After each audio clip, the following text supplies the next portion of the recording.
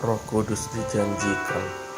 Hai Theophilus, dalam bukuku yang pertama aku menulis tentang segala sesuatu yang dikerjakan dan diajarkan Yesus, sampai pada hari ia terangkat, sebelum ia telah memberi perintahnya oleh Roh Kudus kepada rasul-rasul yang dipilihnya.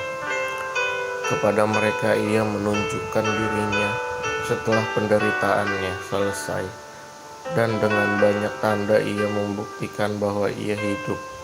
Sebab selama 40 hari ia berulang-ulang menampakkan diri dan berbicara kepada mereka tentang kerajaan Allah.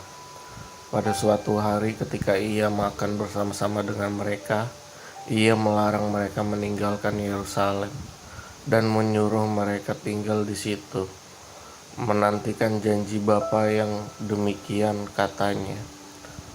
Telah kamu dengar daripadaku, sebab Yohanes membaptis dengan air, tetapi tidak lama lagi kamu akan dibaptis dengan Roh Kudus. Yesus terangkat ke sorga, maka bertanyalah mereka yang berkumpul di situ, Tuhan, maukah Engkau pada masa ini memulihkan kerajaan bagi Israel?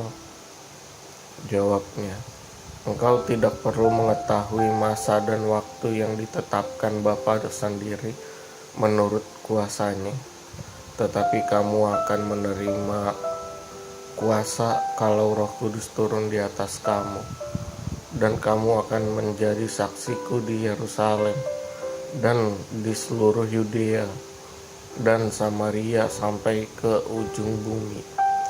Sesudah ia mengatakan demikian, terangkatlah ia disaksikan oleh mereka, dan awan menutupnya dari pandangan mereka.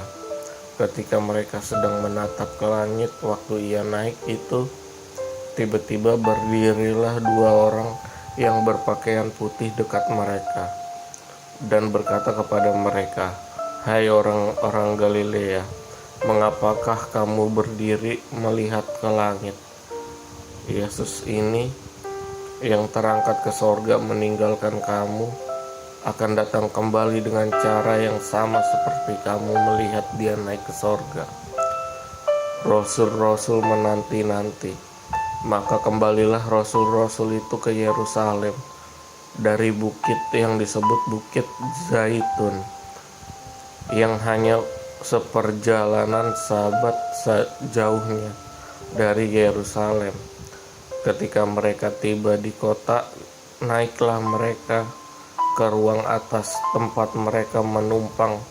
Mereka itu adalah Petrus dan Yohanes, Yakobus dan Andreas, Filipus dan Thomas, Bartolomeus dan Matius, Yakobus bin Alfeus dan Simon orang Zelot, dan Yudas bin Yakobus.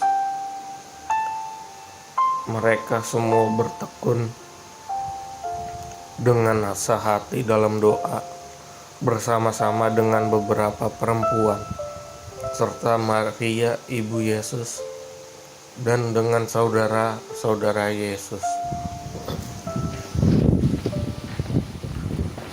Matias dipilih menggantikan Yudas.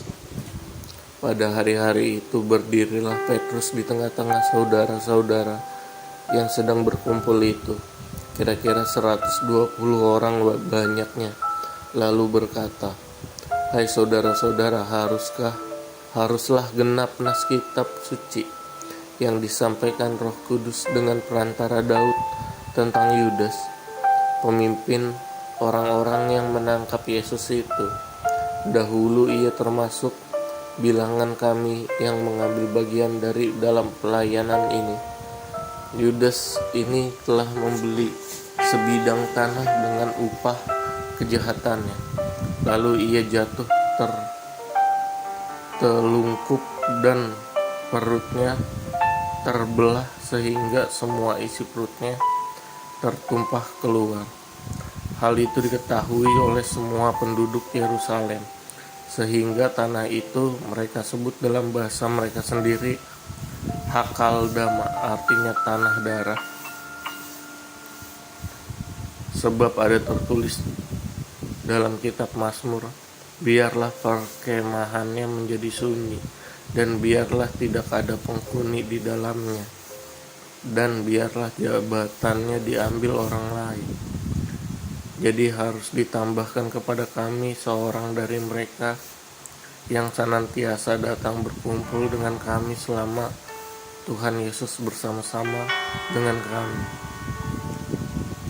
yaitu mulai dari baptisan Yohanes sampai hari Yesus terangkat ke sorga, meninggalkan kami untuk menjadi saksi dengan kami tentang kebangkitannya.